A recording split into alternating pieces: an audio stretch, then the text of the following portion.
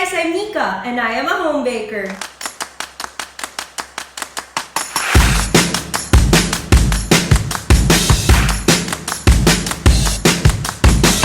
Welcome to the 4th episode of our Negosyo series. So marami akong natatanggap na questions if pwede pa daw nilang i-steam instead na i-bake yung ibang cake recipes natin. So for today, gagawa tayo ng no-bake Yema cake. So get your spatulas ready and let's start cooking.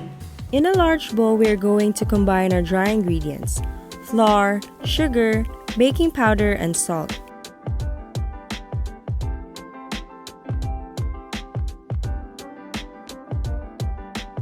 Next, we're going to make a well in the center and then pour in our wet ingredients: vegetable oil, water, eggs, and vanilla.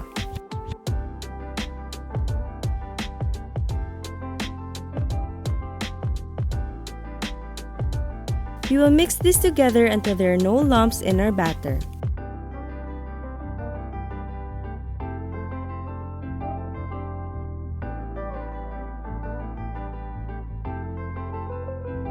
Next, we're going to make the meringue. You can use a hand mixer or stand mixer like this one. We will beat our egg whites on high speed.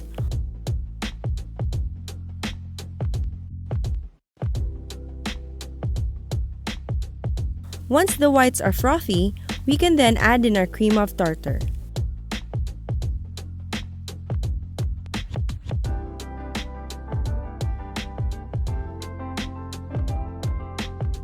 Now that our meringue is about to reach the soft peak stage, we will then slowly add in our sugar and beat this until our meringue have reached stiff peaks.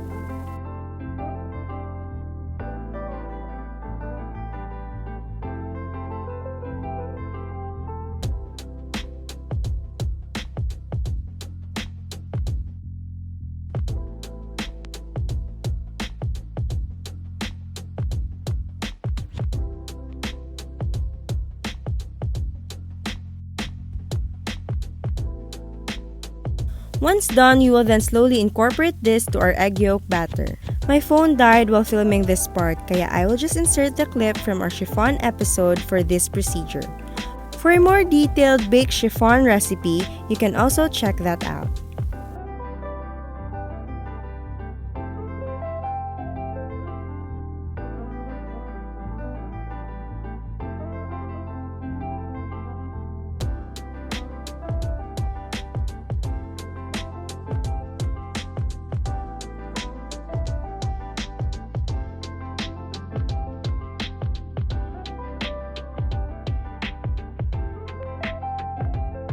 We have here a medium-sized lanera lined with baking paper. We will fill this up 3/4 of the way. Our recipe makes 4 medium-sized lanera. I just prepared this other one just in case may extra. You can also cover this with foil, just a precaution in case there are drippings from our steam. Since we're not using our oven today, we will steam this on medium-low heat for 40 to 45 minutes or once a toothpick inserted in the middle of the cake comes out clean. Now that our cake is cooked, we will immediately take this off the pan and put it in our container.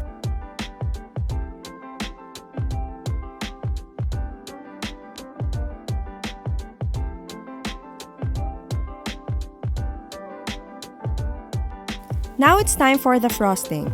We will add in all our ingredients in a large saucepan: egg yolks, condensed milk, evaporated milk, vanilla, cornstarch, and butter.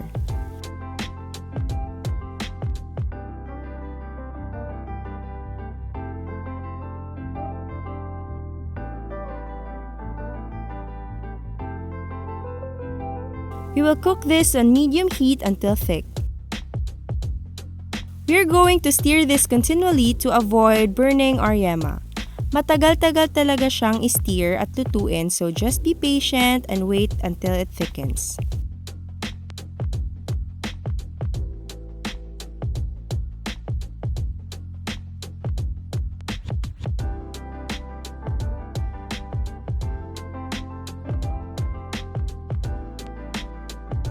Once our frosting is done, we will then evenly pour this on our cakes and then top it with grated cheese.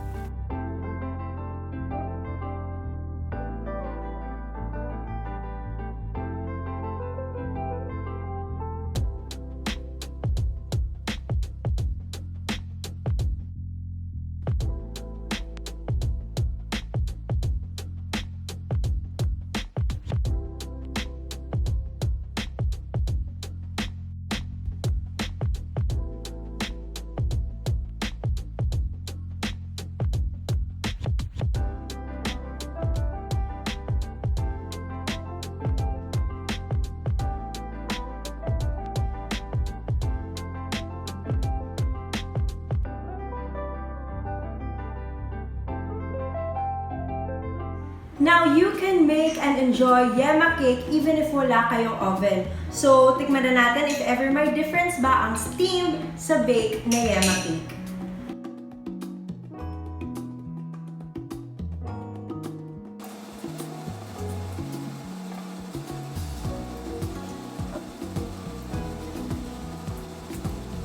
So, yung ginamit natin na recipe para sa ating cake ngayon was chiffon. To be honest, wala akong masyadong nakikitang difference sa pagbe-bake tsaka sa pagsi-steam na cake. Same na same yung result niya. It's just that, napansin ko lang na medyo mas dense yung steamed cake kung i-compare siya sa baked cake. But nonetheless, same na same talaga siya. Fluffy pa din. And then, sobrang sarap nung yung yema natin na icing kasi hindi siya ganun katamis. At the same time, meron pa rin siyang nostalgic tapos yung very decadent na taste talaga ng yema. So, perfect pair yung chiffon tsaka yung yema icing. Now, let's check kung magkano ang ating cost sa ganitong recipe. At the same time, magkano kaya ang ating possible profit if ibebenta natin ito.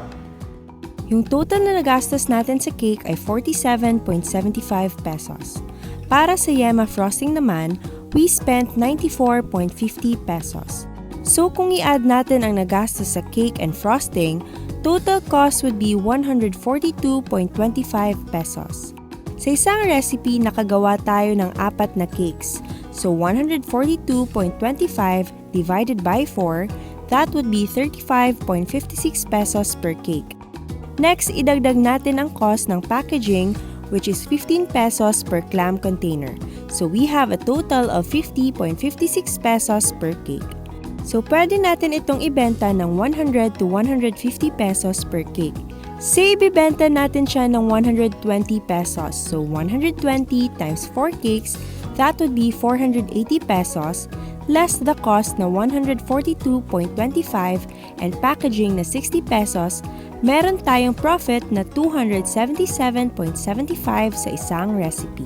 Thank you so much for watching and supporting our Negosyo series. So, ito na ang ating last episode para sa series na to.